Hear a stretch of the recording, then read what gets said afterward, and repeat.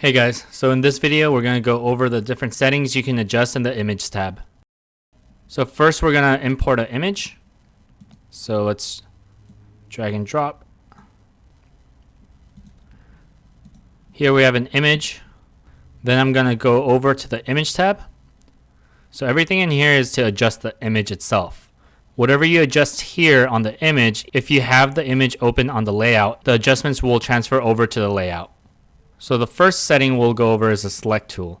So this will allow you to select an area, let's say that area, right click it, and this will actually allow me to crop it out. So if I were to click crop, it'll crop it into just that area that I selected. So as you can see, the old image is still there. When you crop an image, it just creates a new image with the new dimensions that you've selected. Let's close this out for now. Maximize this image again. To remove the square, you can go back to select and delete selection.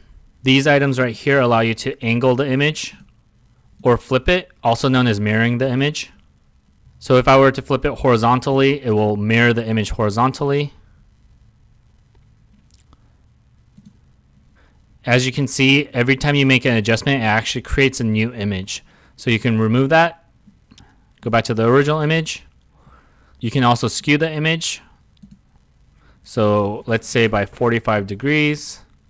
Okay. Let's get out of that again.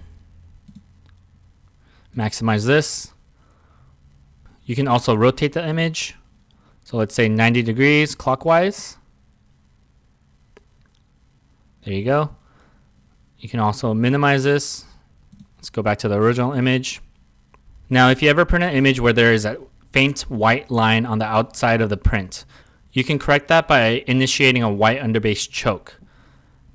To do so, you would go over here, click that, and then click OK. What this is doing is that it is taking the White-underbase and reducing the size by 2 pixels, just enough to remove any faint white outlines that might bleed over. So if I click OK, as you can see, it's actually creating the choke down here. Once that's complete, when you place it onto your layout, that choke will transfer over. Here you can use transparency, which allows you to remove any areas based on color. Now this isn't the best image to show this with since there's so many gradients. The best images where this function will work the best is when you have solid areas that have very distinct lines that separate that area from the rest of the image. To make an area transparent, you're going to hold down the Control key on your keyboard. And then you're going to go over a certain area, let's say here. You're going to left click and drag over to this white area and let go. That will remove that area. Now I'm going to reset for now and cancel out. Now the rest of these options here act just like they would inside of design software. So if I were to adjust the brightness and contrast, I can see that actually changing in the image.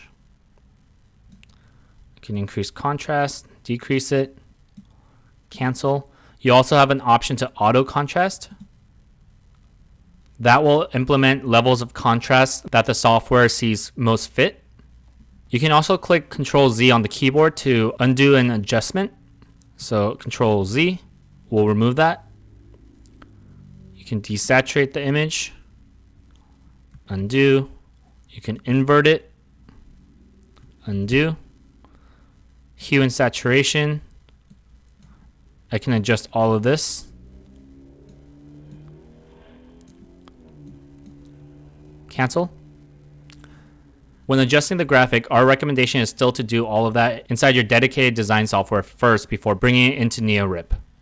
These options are here for convenience and you can make quick adjustments, but just remember that NeoRip was not designed as a design software and its main strengths are with being a RIP software for the printer where you adjust different settings for the printer itself. All right, thanks guys.